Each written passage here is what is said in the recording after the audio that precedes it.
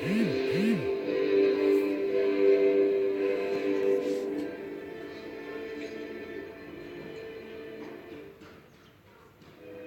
के पत्ते कभी भी वजह नहीं गिरते।